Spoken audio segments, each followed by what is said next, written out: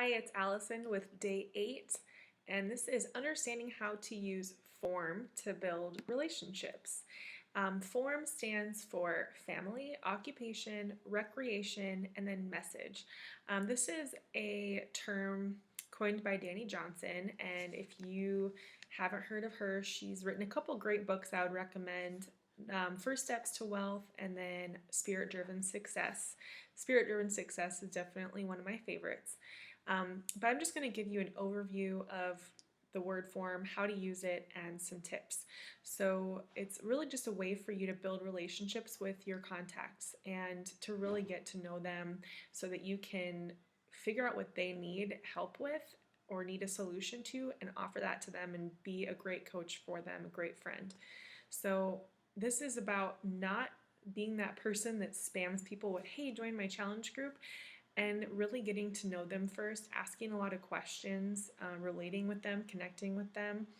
And this is going to help you so much in the long run.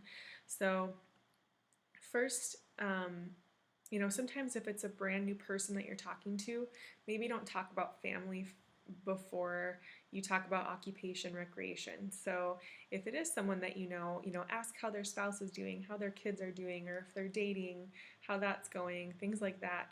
But if you want to talk about occupation first, since it's a little bit less personal, get them to open up with you about something that's a little bit easier for people to talk about with a stranger. You can get to know them better by asking them, do you work full-time? Do you work part-time? Do you work holidays and weekends? What's your schedule like? Do you like it? Did you go to school for this? Is it something that you see yourself doing forever? Is it your ideal job? There are so many questions you can ask, and this will help you. Obviously, if they're unhappy in their job or if they're unhappy with their hours, that's a huge issue that you can help them and you can help provide a solution to. So people usually have a lot to say about their job, and it's a really good segue into talking about what you do as a coach too, because they're probably going to ask what you do once you get them talking about their job. When they ask what you do, mention a couple sentences about coaching, but don't go crazy and like word vomit on them. Just say, I have a side job or a full-time job in fitness and I love it. I'm so thankful for it. And then ask them more questions. So keep it really short and sweet, and then go back to making it about them. So ask them what they like to do for fun. What keeps you busy? What do you like to do on the weekends? Do you like to run? What workouts do you like? Then talk about family once you can see that they're opening up to you and they feel comfortable with you. Then deliver your message. Whether it's, have you ever considered coaching? I just feel like your personality and your values are so in line with it, and you do so great with it if you feel like it's a good fit for you.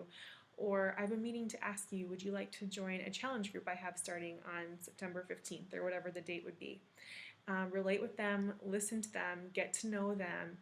You can also use feel, felt, found. So if you're talking with someone about nutrition, after I ask someone to join a challenge group and they say they want more details, I might ask them, what do you tend to struggle with? How's your nutrition?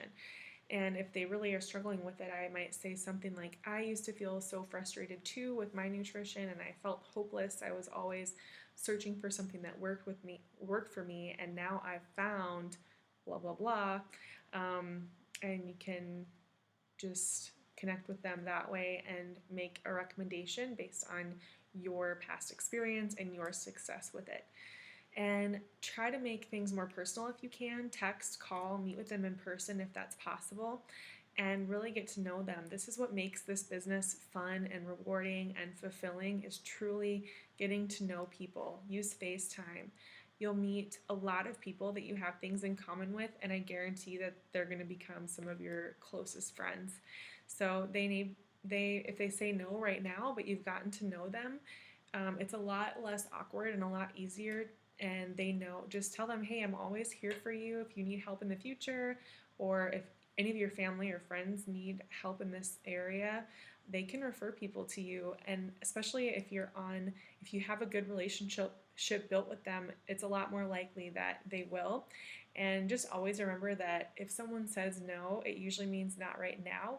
And people, like 9 times out of 10, I swear, they come back to you, whether it's months or years from now, they usually hit a point where they want your guidance. So just remember that you're putting breadcrumbs out there. You're becoming that go to person and that friend that people feel comfortable going to when they need help with fitness. So I hope this video is helpful to you, and I'll talk with you tomorrow for day 9.